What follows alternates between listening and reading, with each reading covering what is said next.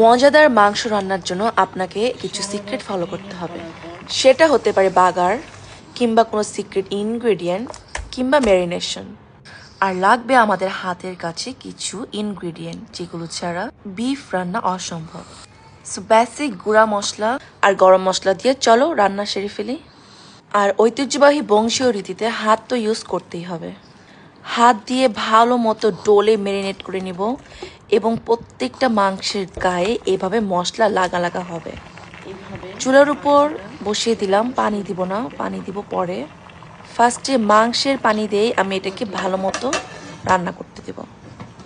এইবার দেখো বলক চলে আসছে। এই পর্যায়ে আমি এখন একটা স্পেশাল ইনগ্রিডিয়েন্ট টমেটো দিয়ে দিব। যারা এখনও গরু মাংসে টমেটো দিয়ে খাননি তারা অবশ্যই গরু মাংসে টমেটো দিয়ে দেখবেন, এর স্বাদ 4 থেকে 5 গুণ বেড়ে যাবে। এবং টমেটোটা একটু যখন মাংসটা এরকম বলক আসবে সেই পর্যায়ে দিয়ে দিবেন। এতে করে কি হবে, টমেটোটা ভালো মতো গলে যাবে, কোনো ধরনের আঁশ ছাবা থাকবে না। টমেটোগুলো ভালো করে নাড়াচাড়া করে নিচের দিকে দিয়ে দেব।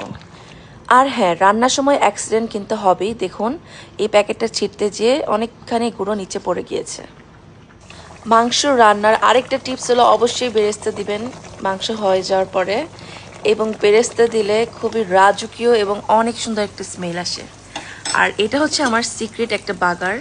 এই বাগারে আমি ইউজ করি রসুনের পেস্ট, এবং রসুনের পেস্টটা ভাজা যখন হয়ে যায় তখন 1 চামচ মরিচের গুঁড়ো।